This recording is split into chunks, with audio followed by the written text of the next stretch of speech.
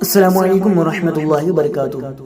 دوستوں، آج ہم فرعون کے محل اور حضرت موسیٰ علیہ السلام کے بارے میں جاننے والے ہیں۔ آپ کو بتا دوں کہ مصر کے سبھی بادشاہوں کو اس وقت فرعون کہا جاتا تھا، لیکن آج ہم جس فرعون کے بارے میں بات کرنے والے ہیں وہ حضرت موسیٰ علیہ السلام کے زمانے میں رہ چکا ہے۔ فرعون مصر کا آخری بادشاہ ہے اور آخری فرعون ہے۔ یہ وہی فرعون ہے جو حضرت موسیٰ علیہ السلام کی تعلیمات اور ان کے دین اور اللہ تبارک و تعالیٰ کی نافرمانی کی وجہ سے اپنے پورے لشکر کے ساتھ دریا نیل میں تباہ ہوا۔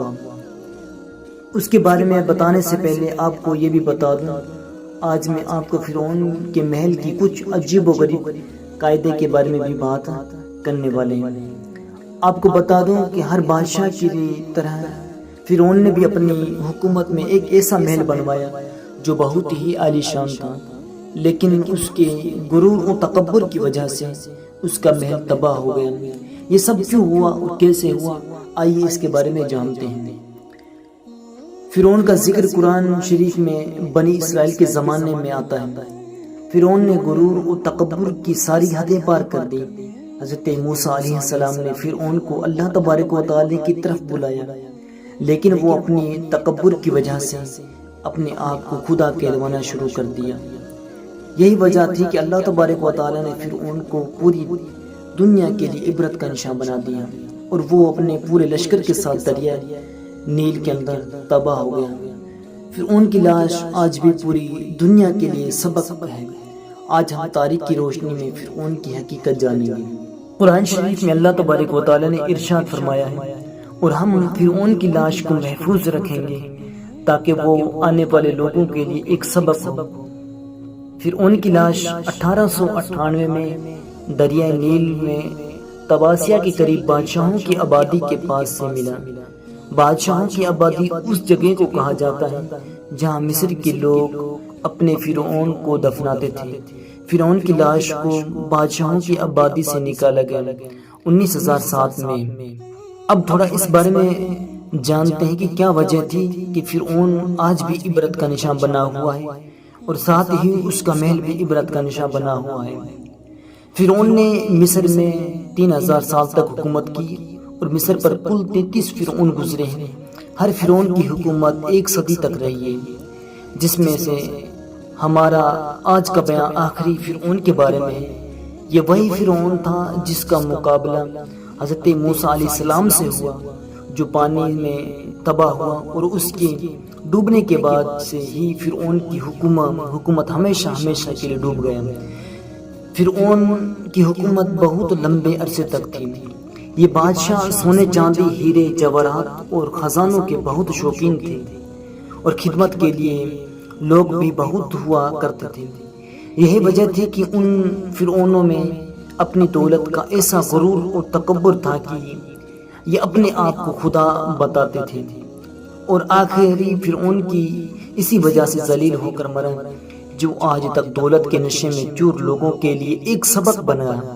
آخری فرعون ایک بہت ہی ظالم اور گھمنڈی بادشاہ تھا۔ اس نے اپنی حکومت میں لوگوں پر ہر طرح سے ظلم و ستم ڈھائے، اور یہ لوگوں کو اپنے آپ کو خدا منوانے اور اپنی عبادت کروانے کو مجبور کیا کرتے تھے۔ مصر کے لوگوں کو یہ لگتا تھا کہ فرعون ان کے اور ان کے خداؤں کے بیچ باتیں پہنچانے کا ایک ذریعہ ہے۔ فرعون نے اپنی قوم کو دریا نیل کے ذریعے گمراہ کر رکھا تھا۔ جب دریا نیل اپنی پوری طاقت کے ساتھ لہجے مارتا، فرعون عام لوگوں کو یہ اعلان کروا دیتا کہ دریا نیل کو فرعون نے تمہارے لیے پرجوش کر دیا ہے، لہٰذا اب تم فرعون کو سجدہ کرو، تو لوگ جلالت کی وجہ سے یہ گناہ کرتے۔ ایک سال ایسا آیا کہ دریا نیل کا پانی بہت کم ہو گیا۔ اللہ تبارک و تعالیٰ نے اسے لہریں مارنے کی اجازت نہ دی، سوکھا پڑ گیا۔ وہاں کے لوگ اور ان کے جانوروں کی بھوک پیاس سے حالت خراب ہونے لگی۔ اس کے بعد پوری قوم فرعون کے پاس گئی اور کہنے لگی کہ اگر تم ہمارے خدا ہو تو ہم پر رحم کرو اور دریا نیل کو پھر سے ہمارے لیے بھر دو۔ فرعون اس کے بعد سوچ میں پڑ گیا کہ اس کے بعد اس نے اپنے ساتھ ایک ٹوپی، اونی لباس اور اپنے ایک ساتھ میرا راکھ لی اور ویران جنگل کی طرف چل دیا۔ وہ بالکل اکیلا گیا۔ اس نے اپنی قوم میں سبھی لوگوں کو منع کر دیا کہ کوئی میرے پیچھے نہ ہی آئے۔ وہ اس جنگل کی طرف گیا اور وہاں پہنچ کر اس نے اپنا شاہی لباس اتارا، تاج اتارا اور اونی لباس اور ٹوپی پہن کر اس خاک کو اپنے چہرے پر مل لیا اور زمین پر لوٹ پوٹ ہونے لگے۔ اس کے بعد اس نے اپنے سر کو سجدے میں رکھ کر رونے لگا اور اللہ تبارک و تعالیٰ کی بارگاہ میں دعا کرنے لگا اور کہنے لگا، اے دونوں جہاں کے مالک و مولا، میں اچھی طرح جانتا ہوں کہ تو ہی میری کائنات کا مالک ہے، تیرے علاوہ کوئی عبادت کے لائق نہیں، میں جھوٹا ہوں، میں نے تیری نافرمانی کی ہے، میں آج تک اپنی قوم سے اپنے آپ کو خدا کہلواتا رہا ہوں، لیکن اصلی مالک تو ہی ہے۔ میں تیری نافرمانی میں اتنا آگے بڑھ گیا ہوں کہ خود کو تیری جگہ سمجھنے لگا ہوں۔ اے خدا، تو ہی اول اور تو ہی آخر ہے، میں تجھ سے توبہ کرتا ہوں۔ اے خدا، تو میری توبہ قبول کر لے اور مجھے تیری قوم میں رسوا مت کر۔ اس کے بعد اللہ تبارک و تعالیٰ نے فرعون کی دعا فوراً قبول کر لی اور دریا نیل کو ایک بار پھر سے بھر دیا اور دریا نیل کو یہ حکم دیا کہ فرعون جہاں جہاں جاتا ہے اس کے ساتھ ساتھ تو بھی چل۔ اس کے بعد فرعون جیسے جیسے آگے بڑھتا رہا، دریا نیل اس کے ساتھ ساتھ چلتا رہا۔ فرعون اسی حالت میں اپنی قوم میں گیا، اس کے کپڑے بھی دریا نیل سے پانی سے بھیگتے جا رہے تھے اور لوگ اپنے آستینوں کو پانی سے کیچڑ میں ڈبا کر ایک دوسرے کو مار رہے تھے۔ اسی وجہ سے مصر میں خوشی منانے کا آج تک یہی طریقہ ہے اور اس دن کو دریا نیل کی طغیانی کا بھی کہتے ہیں۔ یہ اس شخص کو توبہ کی مقبولیت تھی جو اللہ تبارک و تعالیٰ کا نافرمان تھا۔ اس کی توبہ ویسے ہی قبول کی گئی جیسے وہ چاہتا تھا۔ اللہ تبارک و تعالیٰ نے اس کے راز کو ظاہر نہیں کیا، لیکن اتنا کچھ ہونے کے باوجود کچھ وقت کے بعد پھر سے اپنی اسی گھمنڈ اور غرور میں آ گیا اور وہ پھر سے خدا ہونے کا دعویٰ کرنے لگا۔ فرعون کا محل بھی اس کی بدبختی کا نتیجہ نکلا۔ فرعون نے اپنے خاص وزیروں اور ہمانام کو محل تعمیر کرنے کے حکم دیا۔ جیسے ہی ہمانام کو حکم ملا، اس نے محل بنانے کے لیے سامان کا انتظام کرنا شروع کر دیا۔ فرعون کی محل کی پوری دنیا سے ہر طرح سے ماہر کاریگروں کو بلوایا گیا۔ کہا جاتا ہے کہ کاریگروں کے علاوہ صرف مزدوروں کی تعداد 50,000 کے لگ بھگ تھی۔ محل کی تعمیر بہت ہی مہارت کی گئی۔ 7 سال کے بعد محل کی تعمیر پوری ہو گئی۔ حیرت کی بات تو یہ ہے کہ اس محل کی بلندی اتنی زیادہ تھی کہ جب یہ دنیا قائم ہوئی تو اس محل کی اونچائی کی مثال ملی۔ یہ محل فرعون کی خواہش کے مطابق بنایا گیا تھا۔ اس محل کی خفیہ راز اور بہت سی چیزیں اپنے آپ میں ایک مثال تھی۔ جب محل بن کر تیار ہو گیا تو فرعون نے گھمنڈ میں آ کر حضرت موسیٰ علیہ السلام سے گستاخی کی۔ حضرت موسیٰ علیہ السلام کو یہ سب ناگوار گزرا۔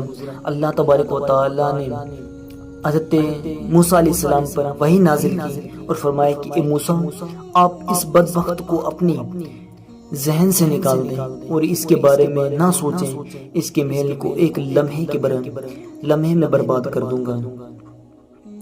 ایک دن فرعون اور اس کے ساتھی محل کے اوپر اونچائی میں چڑھ کر آسمان کی طرف تیر چلانے لگے۔ ان کا سوچنا تھا کہ وہ حضرت موسیٰ علیہ السلام اور ان کے فرشتوں کو مار رہے ہیں۔ حضرت معاذ اللہ رب العالمین۔ ان لوگوں نے آسمان کی طرف تیر چلائے۔ جب تیر واپس آیا تو ان میں خون لگے ہوئے تھے۔ فرعون اور اس کے ساتھی خوشی سے کہنے لگے، ہم نے حضرت موسیٰ علیہ السلام کے خدا کو مار دیا، معاذ اللہ رب العالمین۔ بدبختی کا آخری وقت تھا۔ اس کے بعد اللہ تبارک و تعالیٰ نے حضرت جبرائیل علیہ السلام کو حکم دیا کہ اس کو محل کے تباہ برباد کر دو۔